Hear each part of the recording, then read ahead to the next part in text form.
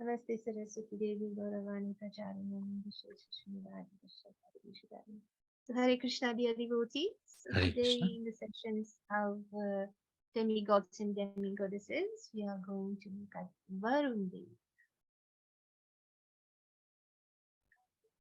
So Varun means he who covers. Lord Varun is believed to be someone who encompasses the whole world. Thus, he is generally worshipped as the personification of the sky. He is also the controller of rivers, streams, lakes, oceans, and other water reservoirs, thus giving him the title of God of the Oceans. So Varun is the predominating deity of the waters. He also presides over the night, the western sky, and the western portion of the universe. Varun associated initially with the sky, later also with the seas, as well as Rit, justice, and Satya, truth. He is found in the oldest layer of the Vedic literature, such as hymn 7.86 of the Rig Veda. He is said to be the son of Aditi and Kashyap, one of the seven ancient sages. He is also acknowledged as one of the 12 Adityas. Adityas are 12 in number and consist of Vivashwan, Aryaman, Twashta, Savitra, Bhaga, Dhata, Mitra, Varun, Amsha, Kushan, Indra, and Vishnu in the form of Vama. Varun is the controlling deity of all body-shaped juices. Therefore, the mouth becomes the resting place for the tongue, which tastes all the different juices, of which the controlling deity is Varun. Being able to oversee the world with his 1,000 eyes, Lord Varun is often also associated with moral law and community affairs. He is believed to punish those who go out of the realms of law.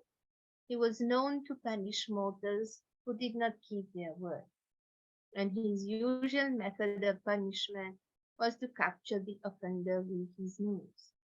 But Lord Varun also forgives, as he is said to forgive those who repent their sins and pray.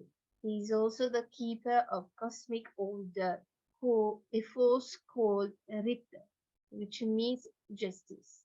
As the one who enforces the law, he is the worshipper as keeper of divine sorry, he is worshipped as keeper of divine order and enforcer of contracts. In Vajrasthana Samhita 21.40, the Yajurveda, Varun is called the patron deity of physicians, one who has 100,000 remedies.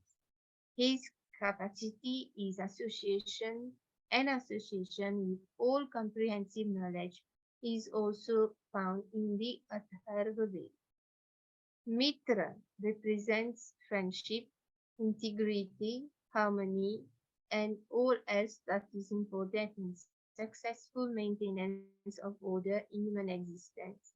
He is usually paired with the god Varun, the guardian of cosmic order, whose powers he complements as guardian of the human order. Both Mitra and Varun are classified as asuras in Rigveda. Rigveda 5.63.3. Although they are also addressed as devas as well. Rigveda 7.60.12. So this is quite unusual. They're both Yes, classified that's as what I was thinking about. How is it that they are asuras as well as devas? yeah. So it shows asuras. The line is very fine because at the end of the day, they're both uh, brothers because Aditi is the cousins. The Aditi is the mother of the Adityas, the Devatas, and Diti is the mother of the Asuras. So, and Aditi and Diti Asuras. are sisters. So it's a very fine line between the Asuras and the Devas in one sense, especially if we consider Mitra and Varun are classified as both. So how is that possible? Good question. I'm not sure. I'm not sure how that's possible. But it shows within us as well. There's the Deva and there's the Asura in this age of Kali Yuga. So must be a similar concept to that. Okay. Varun, being the king of the Asuras, was adopted and made the change to a Deva after the structuring of the primordial cosmos imposed by Indra after he defeats Vritra. Varun is associated with Mitra and Indra. Varun is depicted as follows: has four faces, one closely similar to the features of Agni, has several arms folding the lotus nose, conch, and vessel, is fair complexioned, a noose created from a snake holding it in his right hand, and is shown with a shimmering and sparkling golden fruit.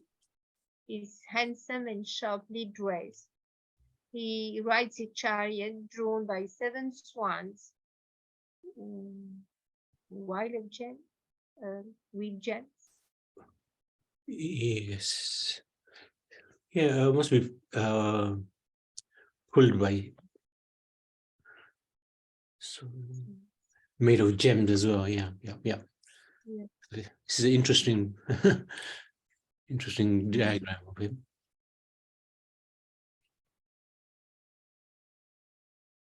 So, so he's seen along with an umbrella held over his head. So he rides a makkar, sea monster, holding a noose made of snake.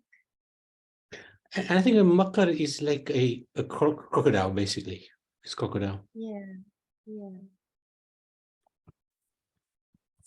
A golden winged colorful bird, Hiranyapaksha, probably the flamingos, is the messenger of Varun.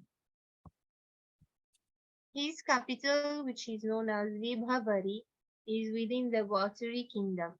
In the midst of the ocean of milk, in the valley of Trikuta, Varun constructed a garden named Ritumar.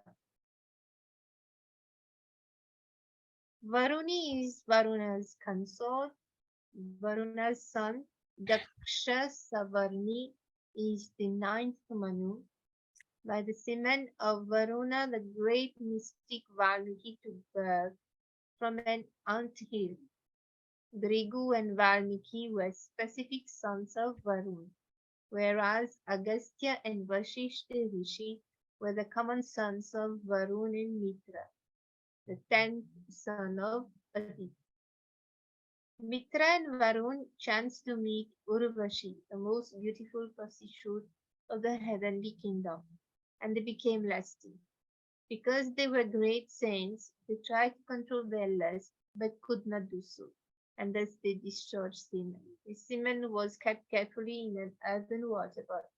The two sons, Agastya and Vashishta, later appeared from that pot, and they are therefore the common sons of Mitra and Varun. Mitra begot three sons in the womb of his wife, whose name was Revati. The names were Utsarga, Arishta, and Pipala. Varun kidnapped Bhadra, the daughter of Soma and wife of Uttarya. Varun also arrested Nanda Maharaj, the foster father of Lord Krishna. Nanda Maharaj went to take his bath in the river Yamuna in the dead of night, mistakenly thinking that the night was already over. Thus, the demigod Varun took him to the Varuna planet just to have a look at the personality of Godhead Lord Krishna, who appeared there to release his father. A So we come wonderful across story. that last time in the 10th canto. Yeah. Okay. When the demigod Varuna saw that Krishna was constructing his city in Dwarka, he said the gift of a horse which was all white except for black ears and which could run at the speed of a mile. Oh my. Followed Balaram's visit to Vrindavan, Varun sent his daughter Varuni in the form of a liquid honey oozing from the hollows of the trees. Because of this honey, the whole forest became aromatic, and the sweet aroma of the liquid honey, Varuni, captivated Balaram. Oh, I didn't know this thing.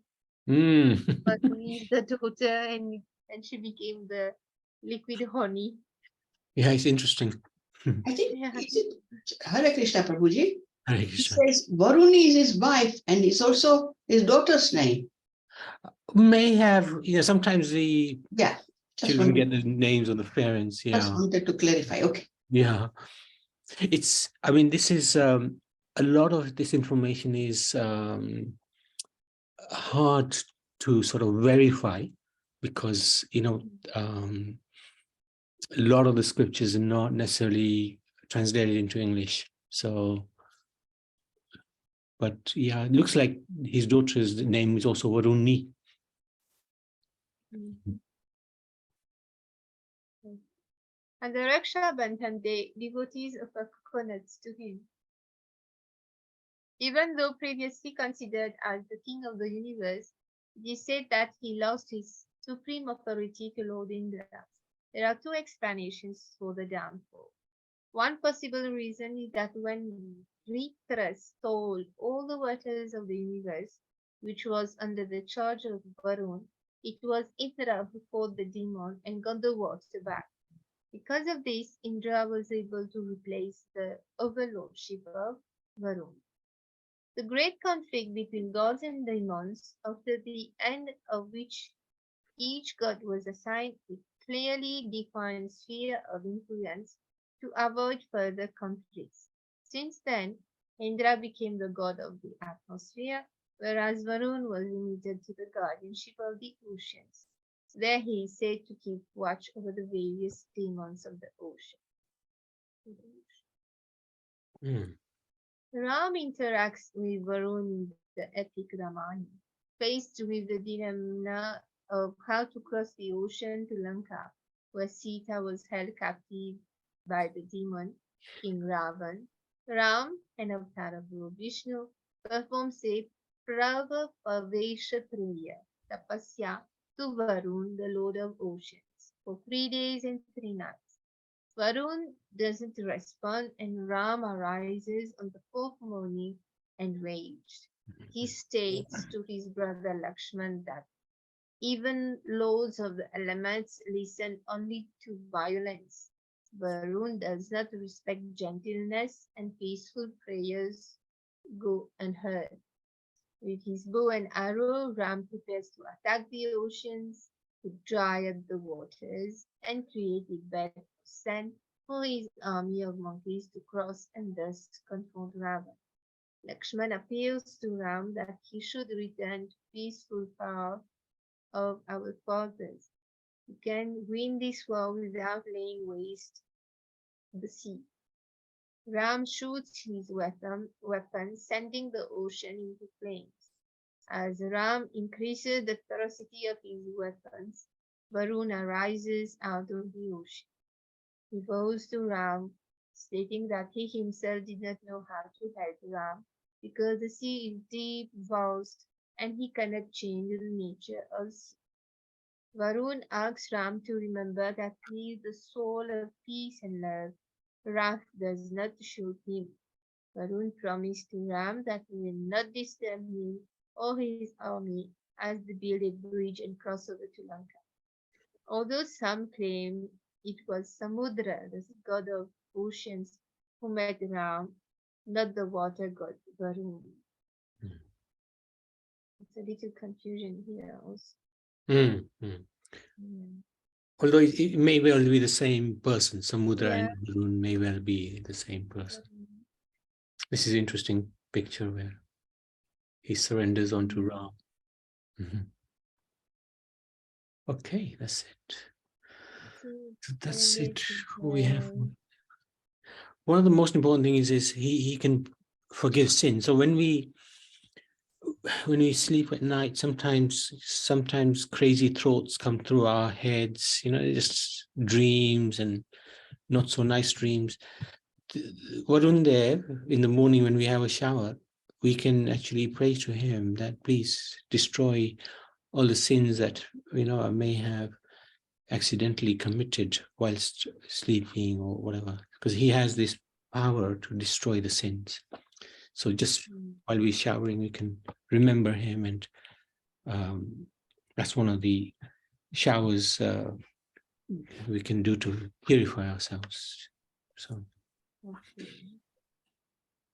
okay. Any questions? Any comments? Yeah, it's me, Prabhuji. Hare Krishna. Is it Varun? I'm sorry. Is it Varun Dev the wind? No, Or not? water. Mainly Varun water. Dev is water. All right. In charge of water. I was getting mixed up. That's why. Yeah. Wind is Vayu. Wind is Vayu. Varun Dev is water. I have to keep that in the mind. Yeah. Varun Dev is water. All right. Yeah. And when you said you have shower, you just remember him. Yeah, because he forgives. He has the power to forgive. So through that water, by taking a shower, we're not cleaning just our body, we're also cleaning our karmas. Okay. Thank you. Thank you, Prabhuji. Thank you. Hare Krishna. Hare Krishna. So we can stop there. Wait a second. Varundev ki jai.